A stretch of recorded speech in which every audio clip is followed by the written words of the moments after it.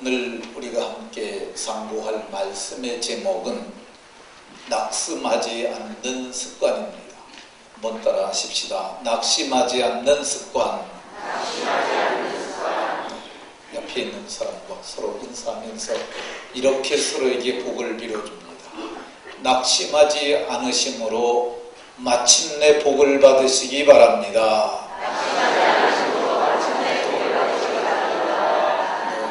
낙심하지 아니하심으로 마침내 그리고 반드시 여러분들 모두가 주의 복을 받으시길 예수님 이름으로 축원합니다. 동물학자들에 의하면은 가장 강한 동물을 사자로 꼽습니다. 그래서 사자를 백수의 왕이라고 이렇게 말합니다. 그런데 그 사자가 태어나서 어른 사자, 건강한 어른 사자가 될 때까지 생존하는 생존율이 약 33%에 불과하다고 합니다. 그러니까 새끼 100마리를 낳았으면 그 중에 77마리는 도태되고 33마리만 번식이 가능한 그런 사자로 성장하게 된다는 것이죠. 의외의 수치인 것 볼 수 있습니다. 환경이 열악한 사막과 같은 곳에는 사자들의 생존율이 이 새끼가 태어나서 어른 사자가 될 때까지 약 10%에 불과합니다. 이것을 보면 이 사자라는 동물이 먹이 사슬의 최상단에 있는 강한 자임에 틀림없지만 이 생존율을 보면은 정말 빛 좋은 개살구에 불과하지 않는가 하는 생각이 듭니다. 더욱이 놀라운 것은 그 들소나 양과 같은 그런 짐승들은 굶어 죽는 사례가 없다고 해요. 초식동물은 굶어 죽는 예가 없는데 그 백수의 왕이라고 하는 사자가 굶어 죽는 일이 빈번하다고 합니다. 이 사자가 사냥을 해서 성공하는 확률이 평균 30%라고 얘기를 합니다. 그러니까 10번을 공격하면은 맘먹고 짐승을 잡으려고 10번을 도전하면 그 중에서 3번을 성공한다는 것이죠. 근데 성공률이 좋은 사자는 한 60% 되고 성공률이 약한 것은 한 10% 되게 되는데 그 사자가 늙게 되면 이 사냥을 못하게 되고 마침내 굶어 죽는 일들이 많다고 얘기를 합니다. 지난해에 사자도 굶어 죽는다라고 하는 책을 서광원이라고 하는 경제부 기자가 책을 썼어요.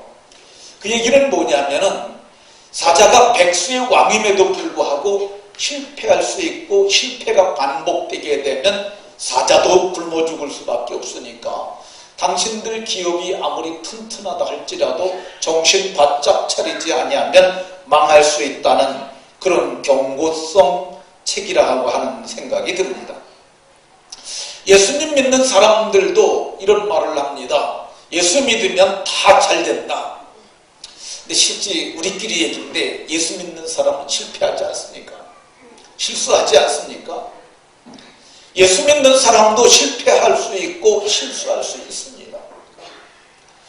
예수 믿는 사람들이 다 잘 된다는 표현을 한 것이 형통이라는 단어인데 그것이 여러 곳에 나오는데 창세기 39절을 보게 되면 39장 2절을 보게 되면 이 요셉이라고 하는 사람이 형통한 사람이었다고 얘기를 해요.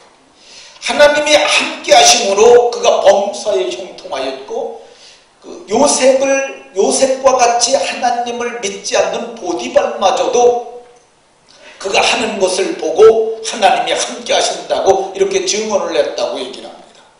근데 이 창세기 39장을 다르게 번역한 다른 역본에는 이 형통이라는 단어를 모든 일을 성공적으로 수행했다고 번역을 했습니다. 예수님 믿는 사람들, 하나님을 믿는 사람들은 모든 일을 다 성공할까? 이 말씀에 우리가 오해가 있다는 생각을 가져야 합니다. 우리 예수님 믿는 사람들이 몽졸이 다 성공할 수는 없어요. 처음에는 실패도 있고 실수도 있습니다만은 마침내 우리 성공률이 많아지고 완성도가 높아지고, 그래서 마침내 그가 이를 이루는 성취의 사람, 총통의 사람이 되었다라고 이렇게 이해하는 것이 맞다고 저는 봅니다. 우리가 세상 살아가는 동안 실패할 수도 있고 실수할 수도 있어요. 근데 실패와 실수가 가져오는 게 뭐냐면요, 그게 낙심이에요. 우리가 실수하고 우리가 실패하게 되면 좌절을 맛보게 됩니다. 이 좌절감을 또 다른 표현으로 낙심이라고 이렇게 표현을 해요. 누가복음 18장에 보면은 우리가 낙심할 수 있는 것을 예수님이 아셨어요. 그래서 우리가 항상 기도하고 낙심하지 말아야 할 것을 비유를 통해서 가르쳐 주셨어요. 내용은 그렇습니다. 어떤 도시에 하나님도 두려워하지 아니하고 사람도 두려워하지 않는 한 재판장이 있었어요. 근데 그 도시에 억울한 일을 당한 힘없는 과부가 있었어요. 과부는 이 고대 근동 지방의 3대 약자 중에 한 사람으로 들어가는 사람입니다. 정말 이 과부는 힘없는 사람이었어요. 그런데 과부가 원통한 일이 있으니까 이 재판장을 찾아가서 여러 번 탄원을 했어요. 처음에는 듣지 않았는데 이 과부가 자주 가서 내 원수에 대한 내 원한을 풀어주십시오라고 하니까 그 재판장이 생각을 합니다. 처음에는 듣지 않으다가 속으로 생각하기를, 내가 하나님도 두려워하지 않고 사람도 무시하지만은 이 과부가 계속 나를 번거롭게 하니 내가 그의 원한을 풀어주리라.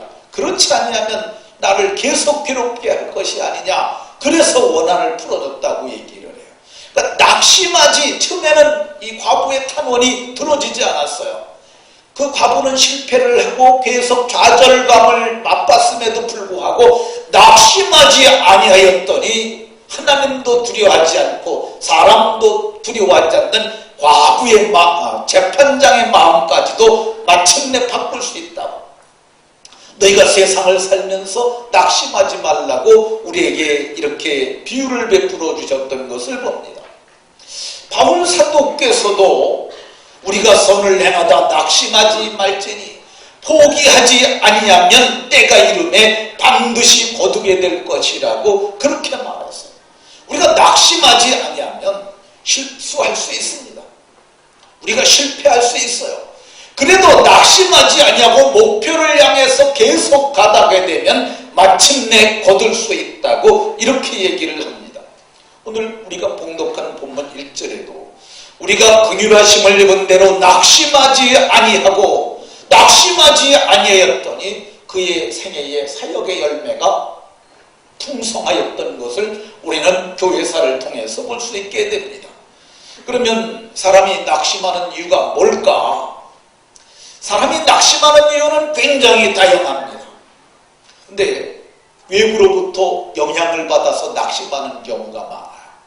그게 요즘에는 비난받아서 낙심하는 애들이 참 많습니다. 한국정보가진흥원이라는 데가 있는데 거기서 청소년을 상대로 1260명을 상대로 너희가 인터넷이나 SNS를 통해서 비난이나 비판을 받아본 적이 있느냐 이렇게 물어봤어요. 그랬더니 12.4%가 그런 경험을 했다고 얘기를 했어요. 근데 중고등학생과 초중고 학생들의 우리나라의 총수가 약 720만 명 정도 된다고 그래요. 근데 12.4%면 약 89만 명이나 되는 굉장히 많은 다수의 아이들이 비난을 받았다는 거예요. 그리고 집단적인, 한 명이 아니라 여러 명이 자기를 이렇게 집단적으로 인터넷이나 SNS를 통해서 공격을 받았다는 애들이 20% 정도가 되니까 약 160만 명 정도의 아이들이 그런 일을 겪었다는 것입니다. 실제로 정보진흥원에서 한 예를 들어서 말을 했는데 16살 난 도수가 높은 안경을 끼고 몸이 좀 뚱뚱한 아이가 있었다는 거야. 근데 그 아이가 애들한테 그런 비난을 많이 받았어요.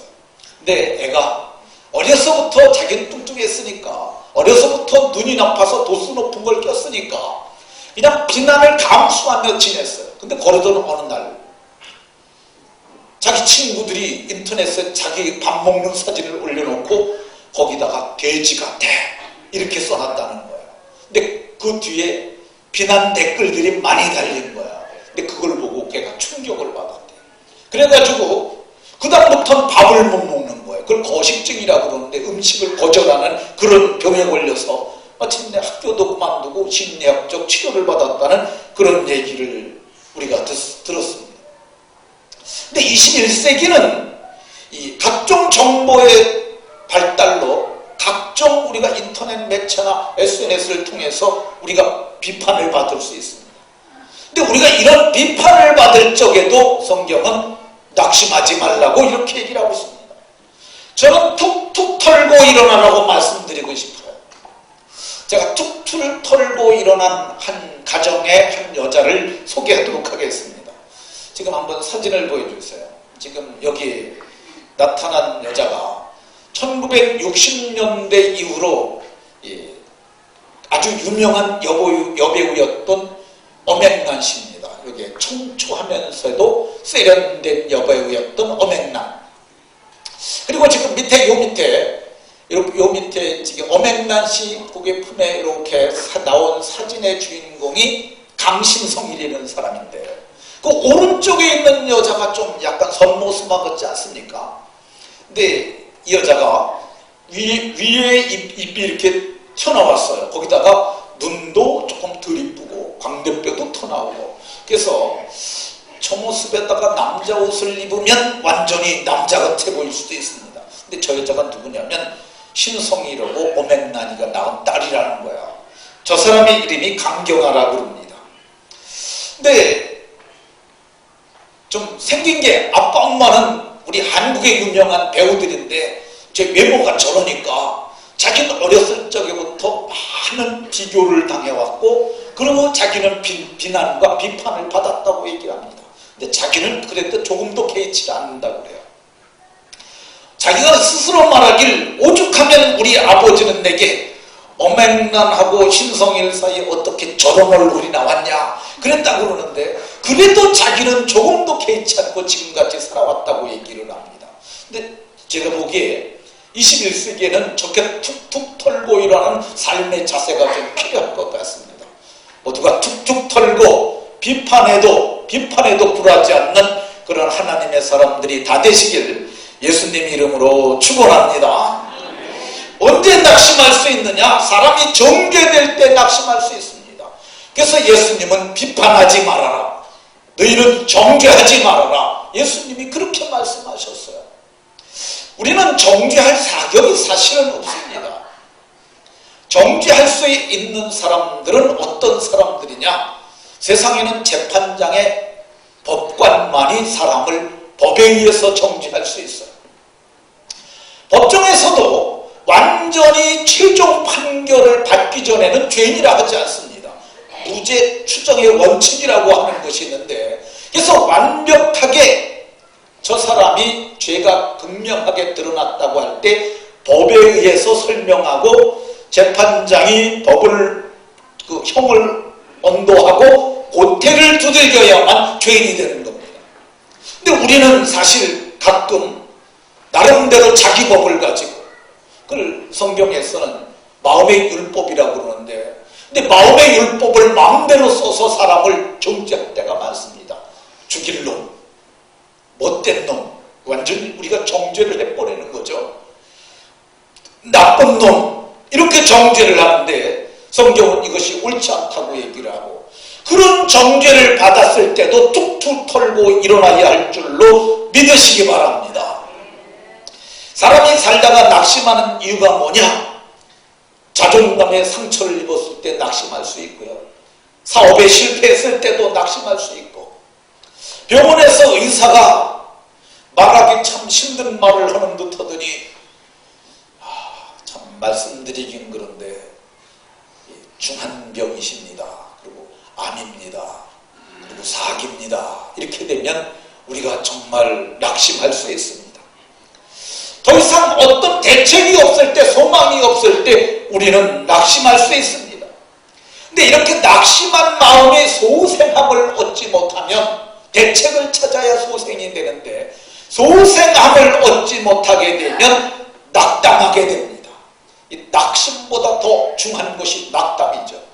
이 낙담은 대책이 없어서 풀이 죽어서 주저앉아 있는 망연자실한 상태, 그게 낙담이라 할 수 있어요. 문자적으로는 간이 떨어진 것인데, 이 담은 쓸개잖아요. 쓸개가 간에 붙어 있는데 간이 떨어질 듯 놀라는 것, 이걸 낙담이라고 얘기를 합니다. 사무엘상 17장에 보게 되면 이스라엘 백성들이 이 블레셋 군대의 위협과, 그리고 골리앗이라는 사람이 40일 동안 나와서 이스라엘 백성들을 유린하니까 유린당한 그들이 낙담되었다고 얘기를 합니다. 그래서 다윗이 사울을 찾아가서 사람이 낙담하지 말 것이라 이렇게 얘기를 합니다.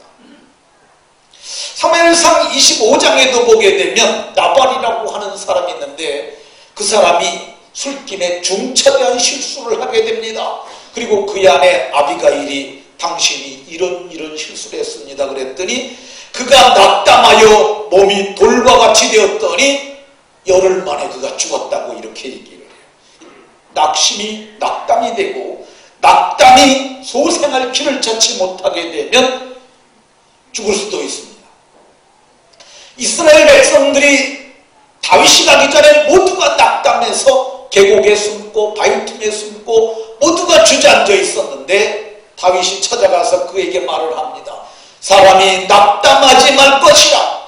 주의 종이 가서 저 블레셋 사람과 싸워서 내가 사자랑 곰도 쳤는데 저를 쳐 죽이고 이스라엘 백성들을 구원하겠습니다. 그러니까 저들이 소생함을 얻고 마침내 다윗이 그 일을 하게 되니까 이스라엘 백성들이 구원함을 얻게 됐던 것을 볼 수가 있습니다. 그런데 이런 소생함을 얻지 못하게 되면 낙담이 되고, 낙담이 절망이 되고, 절망이 자포자기가 되게 되면 인생을 포기할 수도 있습니다. 나이 40살에 죽은 국민 탤런트라고 불렀던 최진실이라는 사람이 있습니다. 근데 그에게는 잘생긴 두 아들이 있었고, 자기를 귀히 여기고 늘 돌봐주는 자기의 어머니도 있었고, 매니저도 있었고, 그에게는 좋은 집도 있었고, 죽은 뒤에 보니까 통장에 50억이나 있었음에도 불구하고 비난으로 말미암아서 그가 낙심하고 낙담하고 마침내 자포자기하고는 화장실에 가서 압박붕대로 자기 목을 메고 인생을 끝냈던 것을 볼 수 있습니다. 낙심이 가져온 최후의 나쁜 결말입니다. 몇 년 전에 서울 용산구 이천동에 있는 한 아파트에 한 사람이 떨어져 죽었어요.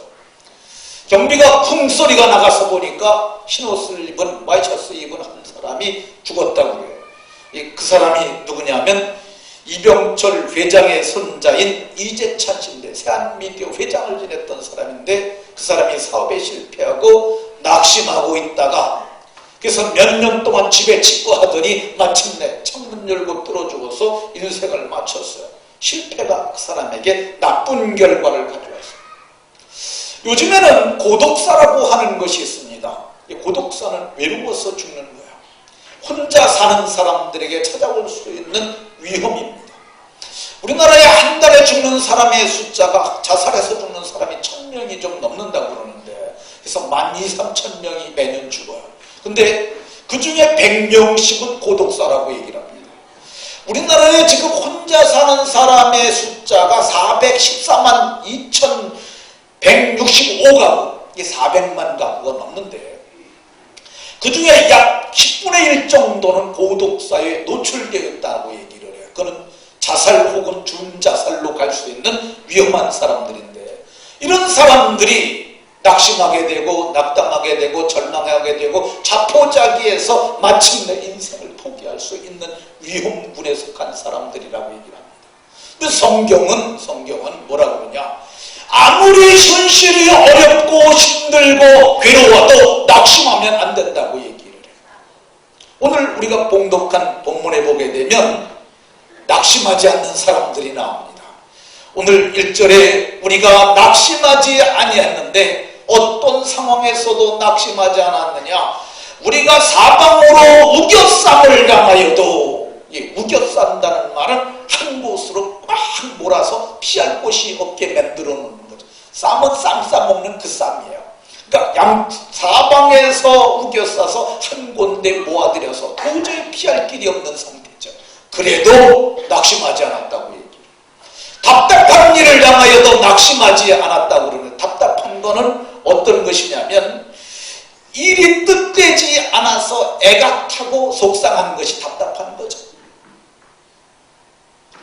그를 다른 표현으로 얘기를 한다면 진퇴양난, 앞으로 갈 수도 없고 뒤로 갈 수도 없는, 퇴로도 없는 그런 환경, 이거 답답한 일입니다. 전사를 보게 되면 사면초가라는 말이 있는데 사면에서 초나라 노랫소리가 들려오는 거야. 그러니까 초나라를 이끌고 있던 산을 뽑을 기운을 가졌던 항우장사가 자기의 군대의 고향 노래가 들려오니까 초나라 병사들이 고향 생각하면서 막달하기 시작을 하는 거예요. 그러니까 사면에서 초나라 사람들이, 병사들이 도망가는데 붙잡아도 잡히질 않고 군대가 떠나니까 장수가 무슨 힘이 있겠어요. 그게 정말 사면 초가가 되는 답답한 환경이죠. 그럼에도 불구하고 성경은 우리는 그래도 낙심하지 않았다, 이런 일을 안 겪었다는 얘기가 아니라 겪었음에도 낙심하지 않았다. 박해를 받아도 버림받지 아니하고 박해를 받아도 낙심하지 않았어요. 9절에 보면 박해를 받았다고 얘기를 해요. 박해는 종교적 이유로 억압을 받는 거 얘기를 하죠. 가장 아주 쉬운 그 종교적 박해 중에 하나는 가택연금이에요. 사도행전 28장 16절에 보면 바울 사도가 로마를 가게 되는데 죄수의 몸에 포승줄에 묶여서 그가 로마에 도착을 합니다. 근데 로마에서는 그가 죄 없는 걸 알아요. 그래서 병사 한 사람과 함께 따로 있게 허락하더라. 가택연금을 지켰어요. 집안에서 더 이상 밖에는 못 나가는 거예요. 모든 것은 그 안에서만 할 수 있는데 답답할 수 있지 않습니까? 일을 못하니까, 자기 마음대로 하지 못하니까. 그런데 성경을 보면 바울 사도는 답답하게 하기는커녕 소문을 내가지고 동서남북에서 사람들을 수도 없이 오게 했어요. 그래서 자기 셋집의 사람들을, 오는 사람을 다 영접하고 거기서 오는 사람들에게 하나님의 나라 주 예수에 관한 모든 것을 담대하게 거침없이 가르쳤다고 이렇게 얘기를 해요. 박해 중에는 감옥에 갇히는 것도 박해일 수 있어요. 바울 사도가 포승에 묶여가지고 로마의 감옥에 갇히게 됐어요. 여러분 같으면 어떻겠습니까? 감옥에 포승줄에 매여 있다면 자학을 하면서 내가 길리기아 다서성의 부시장의 아들로 태어났고 내가 가말리알 문화의 최고의 학부를 한 사람이고 세상에 나만큼 학문에 능한 자가 없건만 내가 태어날 때부터 로만 시민권을 가졌던 내가 지금 이 꼴로 이렇게 살아야 되느냐 자학할 수도 있었을 거예요. 근데 성경을 보면 바울 사도는 자학하기는커녕 빌립보서 1장 13절에 나의 매임이 그리스도 안에서 모든 시대 안과 그 밖의 모든 사람에게 나타났으니, 바울 사도는 쇠사슬에 매여서 자기를 4명씩 4패가 지켰어요. 그러니까 4명씩 4교대를 한 거죠. 하루가 24시간이니까 6시간씩 4명이 자기를 와서 지킨 거예요. 근데 자기를 쇠사슬에 매여서 장잘 쪽에도 이쪽에 2명, 이쪽에 2명 해갖고 발 묶은 사람, 팔 묶은 사람에서 묶어서 자는데 바울 사도가 그거를 낙심하고 좌절하기는커녕 그 사람들에게 복음을 전해서, 이 바울 사도는 뭐냐면 내가 전도하러 찾아다니지 않아도 로마가 이렇게 보내주니, 그래서 매일 다른 사람들에게 복음을 전했더니 로마의 온 시대왕과 시대 밖에까지 전파됐고, 그로 말미암아서 로마가 복음으로 정복되는데 단초를 제공하게 되었다고 이렇게 얘기를 합니다. 또 바울 사도는 거기서도 낙심하지 않았어요. 바울 사도가 손발이 자유로운 상태가 되니까 감옥에서 편지를 썼어요. 그게 뭐냐면 에베소서, 빌립보, 골로새, 빌레몬 옥중서신이라는 겁니다. 전에는 자기가 교회들마다 찾아가서 가르치고 권하고 세워야 했는데 이제는 자기는 그 생각을 안 했을지도 모릅니다. 어쨌든 편지를 성령의 감동을 받은 마음으로 편지를 썼더니 그의 제자들이 가서 교회에다 전해준 거야. 빌립보서는 빌립보 교회에 보낸 편지야. 근데 그 편지를 받아보고 성도들이 바울 사도는 한 번 설교하면 그 설교는 공중에서 사라져버리고 만지 않습니까? 근데 글로 써졌더니 글 읽고 또 읽고 사람들이 그러는 거예요. 이렇게 귀한 말씀을 하나만 두지 말고 우리 복사합시다. 그걸 필사라고 얘기를 해요. 그래서 필사를 하기 시작했는데 옆에 교회에서 빌립보 교회 편지가 왔다는 얘기를 듣고 그 편지 우리도 좀 뺏겨가자. 그래갖고 소아시아에 있는 모든 교회들이 그 편지를 복사해서 읽기 시작을 했어요. 이게 얼마나 더 큰 사역입니까? 그러니까 바울 사도가 그래도 낙심하지 않았다. 바울 사도와 그 일행들은 오늘 성경을 보면 9절에 거꾸로뜨림을 당하여도 망하지 아니하고, 거꾸로뜨림이라는 말은 신체적 박해를 받은 거야. 사도행전 23장에 보게 되면 바울을 죽이기 전에는 먹지도 않고 마시지도 않겠다는 사람이 40명이나 됐어요. 여러분에게 문자 하나만 누가 너 내가 죽일 거야 이렇게 보면 그날 밤 잠 잘 올 것 같으세요? 너 밤중에 꼼꼼한 데 다닐 때 조심해. 그러면 거기 꼼꼼한 데 다닐 수 있겠어요? 근데 여기 공식적으로 40명이나 되는 사람이 먹지도 않고 마시지도 않겠다고 해도 그는 낙심하지 않았다고 해요. 바울 사도가 매를 많이 맞았는데 40에 하나 감한 매를 5번 맞았다고 해요. 40에 하나 감한 거니까 39대죠. 근데 사람이 40대 이상 맞으면 생명이 위험할 수 있다고 그래요. 근데 40에 하나 감한 매를 5번 맞았으니까 바울 사도가 얼마나 이게 매를 맞아서, 매는 이골이 난 사람이죠. 근데 성경을 보게 되면 매를 맞아도 낙심하지 않았다. 여러분 한 번만 매를 맞아도 여러분 누가 딱이 한 대를 때리잖아요. 그것도 평생 갈 수도 있어요. 근데 이 대단한 세계적인 석학, 헬레니즘과 히브라이즘을 완벽하게 이해한 탁월한 하나님의 사람이 5번이나, 하나님의 사람이면 이렇게 매 맞지 말아야 되지 않습니까? 근데 매를 5번이나 맞았는데도 낙심하지 않았다는 거예요. 성경을 보니까 3번 태장으로 맞았다고 그래요. 태장은 우리식으로 얘기하면 엉덩이를 까고 볼기를 넓적한 판자로 맞는 걸 태장이라고 그래요. 볼기를 때리는 걸 태장이라고 그러는데, 이 고대 근동 지방에서의 태장은 채찍으로 맞는데 끝에 납이 달린 곳으로 맞는 걸 태장이라고 그래요. 그러니까 우리하고는 태장이라는 개념이 좀 다릅니다. 근데 이걸 3번으로 태장을 맞았는데 그래도 나는 낙심하지 않았다고 얘기를 해요. 그가 살면서 자연적인 재앙을 받았는데 3번이나 파선하고 일주일이나 깊은 바다를 지냈으며 강의 위험, 동족의 위험, 강의 위험, 이방인의 위험, 진해의 위험, 광야의 위험, 바다의 위험, 거짓 형제의 위험, 그리고 줄이고 목마르고 춥고 헐벗었음에도 불구하고 그는 낙심하지 않았다고 이렇게 얘기를 하고 있습니다. 그러면 어떻게 이 대단한 사람이 이런 수모와 이런 고난을 겪으면서도 낙심하지 않았을까? 오늘 6절을 보게 되면 6절에 이렇게 얘기를 합니다. 어두운 데에 빛이 비치라 말씀하셨던 그 하나님께서 그리스도의 얼굴에 있는 하나님의 영광을 아는 빛을 우리 마음에 비춰주셨느니라. 이 빛이 있으라 이 말이 어디서 나오는 말이죠? 창세기 1장에 나오는 말이죠.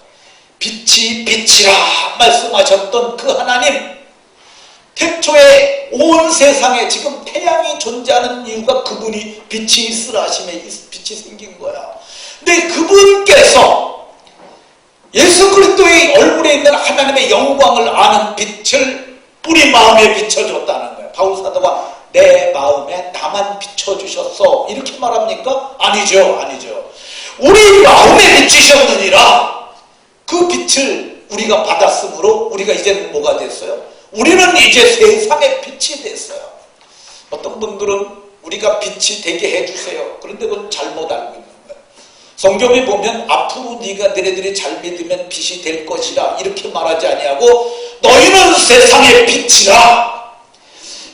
그 빛을 사람들에게 있는 생명이라고 이렇게 얘기를 했어요. 생명의 빛. 네, 그래서 우리는 이제는 빛의 자녀가 노력하면 되는 것이 아니라 이미 빛의 자녀들이 됐으므로 이제는 빛의 자녀들처럼 행하라고 이렇게 얘기를 합니다. 그러니까 빛의 자녀가 어떻게 낙심할 수 있겠습니까? 어두운 환경에 산다고 우리는 낙심할 수 없는 줄로 믿으시기 바랍니다. 낙심할 수밖에 없는 상황에서도 낙심하지 않는 것은 우리가 어떻게 낙심하지 않을 수 있느냐? 보배를 가진 보배로운 사람이 되었기 때문입니다. 우리가 이 보배를 질그릇에 가졌으니 질그릇이 뭡니까? 질그릇이 우리가 질그릇이에요. 그러니까 저도 질그릇이고 여러분들도 질그릇이고 키가 큰 사람도 질그릇을 만드는 사람들이고 예쁜 사람도 다 질그릇이에요. 왜 그러냐면 우리가 원소스가 흙이기 때문입니다. 하나님께서 흙으로 사람을 빚었다고 얘기를 하잖아요. 그래서 흙의 성분과 토양의 성분은 똑같습니다. 그러니까 양주에서 태어나서 저는 양주에서 살았기 때문에 양주에서 난 것을 제가 먹고 살면 땅에서 난 것을 그대로 먹고 살면 흙의 사람 한인규가 흙을 먹고 살기 때문에 건강할 수 있는 거죠. 근데 성경은 말하길 이 질그릇 속에 보배가 들었다고 얘기를 해요. 이 보배가 어떤 거냐? 거듭난 속사람을 보배라고 얘기를 해요. 너희가 거듭난 것은 썩어질 씨로 된 것이 아니요 썩지 아니할 피로 된 것인데 오직 그 먹고 저먹는 어린 양 같은 보배로운 피로 됐다고 얘기를 해요. 피로 거듭났다. 그래서 우리가 이제는 보배로운 믿음을 가진 사람이 되었고 보배로운 산돌이신 예수님 앞에 나아가서 거룩한 제사장으로 제사할 수 있는 왕같은 제사장이 되었다고 이렇게 얘기를 합니다. 이게 딴 사람들 얘기를 하는 게 아니라 우리들을 얘기를 하는 거예요. 그러니까 우리가 왕같은 제사장이 되었으므로 장차는 하나님과 그리스도의 제사장이 되어 1000년 동안 그리스도와 더불어 왕노릇할 자가 되었으니 우리가 어찌 장차 왕이 될 사람이 이런 사소한 것에 낙심할 수 있겠느냐. 그래서 현재의 고난과 장차 나타날 영광은 좋게 비교할 수 없도다. 현재의 고난, 춥고 추운 걸 갖다 천칭이라는 저울이 있습니다. 이렇게 무게중심을 똑같이 하는 저울이 있는데 거기다 추움을 넣었어요. 배고픔을 넣었어요. 일주일 동안 바다에서 고통당한 걸 넣었어요. 5번 40에 하나가만 내를 얹어놨어요. 그러니까 그냥 너무 무거운 거야. 그리고 3번 태장 맞은 것도 올려놨어요. 그러니까 이쪽엔 너무너무 이쪽이 무거워서 현실의 고난이 너무 크다 생각했는데 근데 장차 나타날 영광이라는 것 그걸 딱 갖다 얹으니까 이건 뭐 무게가 되지도 않는 거야. 너무너무 큰 영광이 있으니까 어떻게 내가 낙심할 수 있겠는가. 바울 사도가 이렇게 얘기를 합니다. 장차 나타날 영광이 크므로 낙심할 수 없는 줄로 믿으시기 바랍니다. 우리가 낙심할 수 없는 이유가 뭐냐? 우리에게는 놀라운 생명이 있기 때문입니다. 10절에 보면 예수의 생명이 또한 우리 몸에 나타나게 하려 함이라. 예수님은 하나님의 아들이시죠. 하나님이 영원히 사시는 분이고 하나님의 신인 곳으로 예수님도 신이세요. 그분의 생명이 어디에 있냐면 그분의 피에 있었는데 그분이 십자가에 피 흘려 죽으심으로 그 피가 우리의 마음의 뿌림을 받아 우리가 새 생명을 얻게 된 겁니다. 근데 그 생명이 지금 우리 속에 있다는 거야. 예수의 생명을 가진 우리가 생명을 나눠주면서 살아가는 대단한 존재가 되었다는 거야. 그래서 우리가 고린도후서 4장 보고 있는데 17절 요 페이지에 나오니까 같이 한번 읽어보겠습니다. 17절 시작.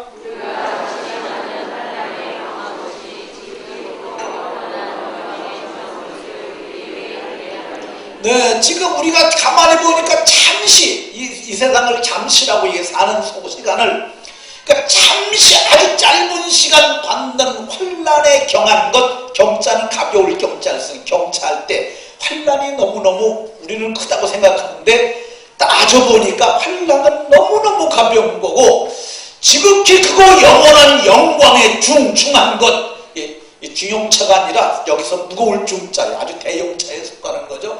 크고 영원한 영광에 중하는 것을 이루게 하니까 내가 어떻게 이런 사소한 것에 낙심할 수 있겠느냐? 나는 낙심할 수 없다고 이렇게 얘기를 합니다.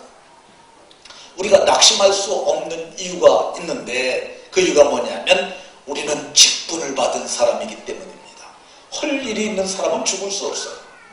내가 일이 있는데, 내가 귀한 일이 있는데, 내가 중한 일이 있는데, 내가 주 안에서 받은 직분이 있는데, 내가 목사로 세움을 받았고, 내가 장로로 세움을 받았고, 내가 권사로, 집사로, 내가 교사로 세움을 받았고, 내가 교회에서 하나님의 일을 맡은 청지기가 되었는데 어떻게 우리가 죽을 수 있겠느냐? 낙심할 수 없다는 겁니다. 바울 사도는 우리를 그리스도의 사신이라는 표현을 써요. 사신이라는 말은 전권을 받은 대사를 사신이라고 얘기를 해요. 옛날에 사신은 왕명을 가지고 가는 거예요. 다른 부분은 아니지만 그분에서는 왕의 권세를 가지고 가는 거야. 근데 우리에게 왕권을 주신 그분께서 우리에게 화목케 하는 직분을 주셨다고 또 얘기를 하지 않습니까? 그러니까 저와 여러분들이 낙심할 수 없는 안 되는 줄로 믿으시기 바랍니다. 그러면 그래도 낙심한 일이 생기면 어떻게 할까? 그래도 낙심한 일이 생기면 성경은 말하기를 예수님 좀 생각해라. 그러면 된다고 얘기를 합니다.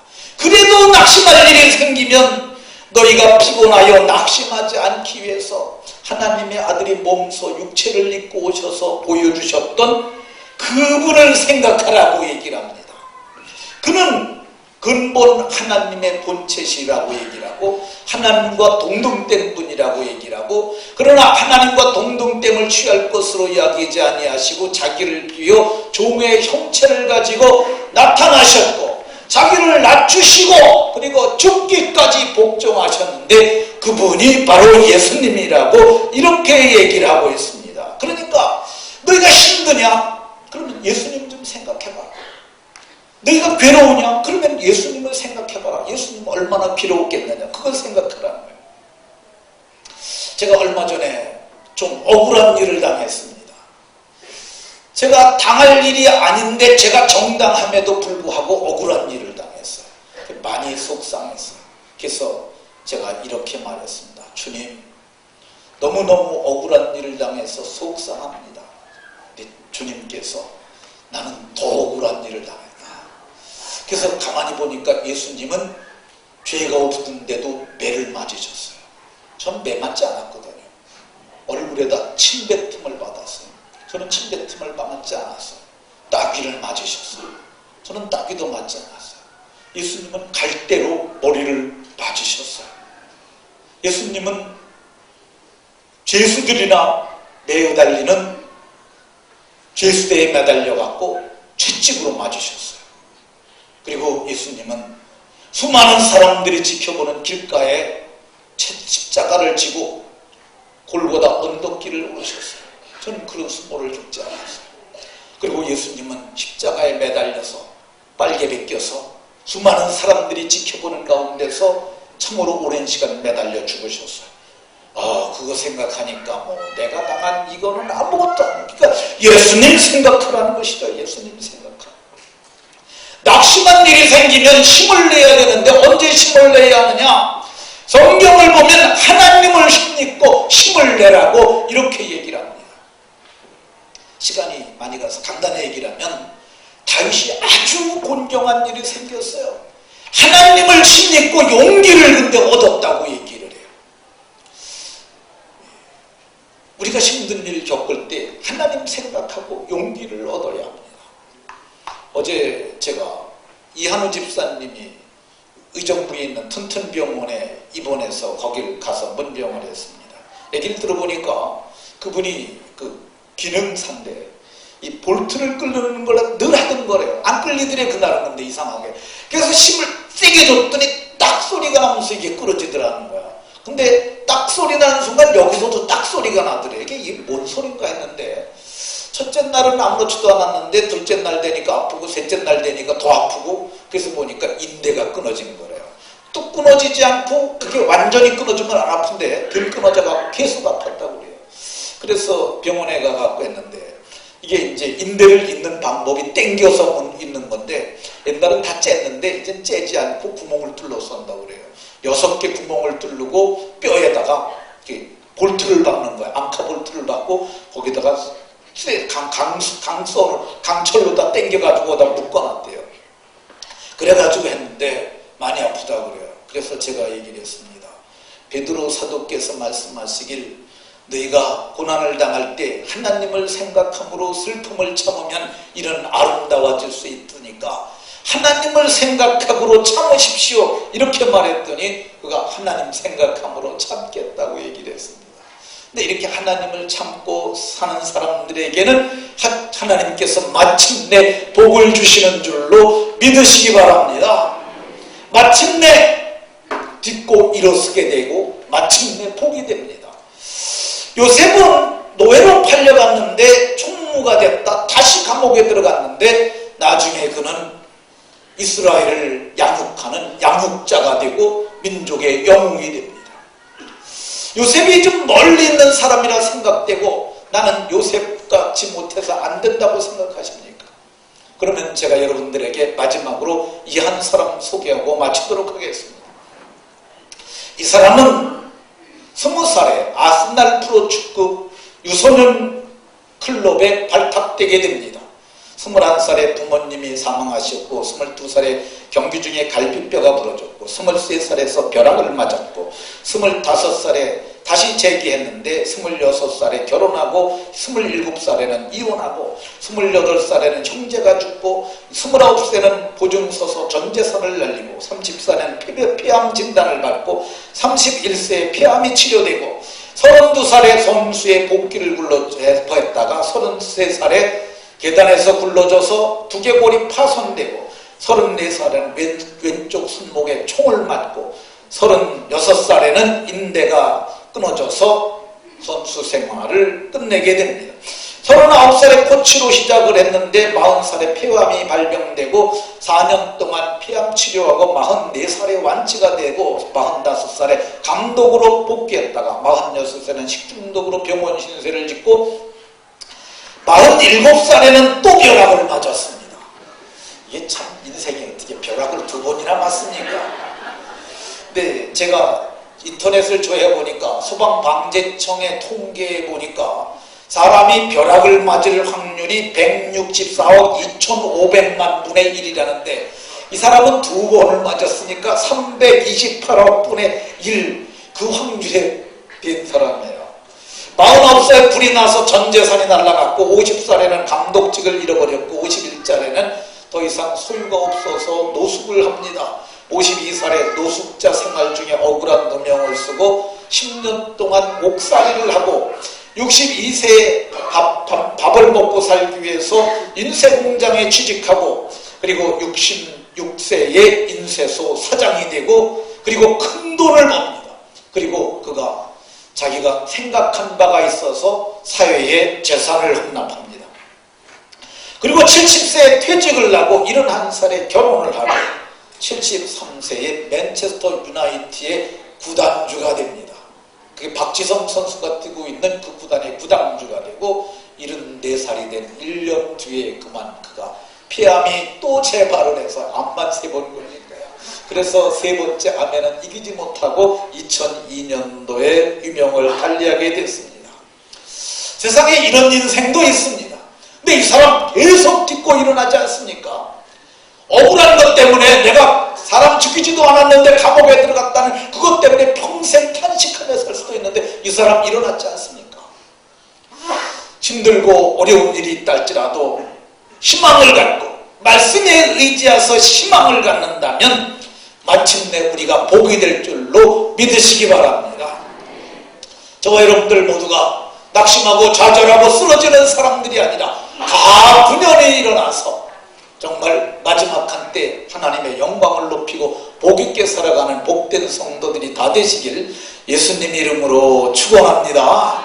기도하겠습니다. 오늘도 말씀을 통해서 주의 법을 깨닫게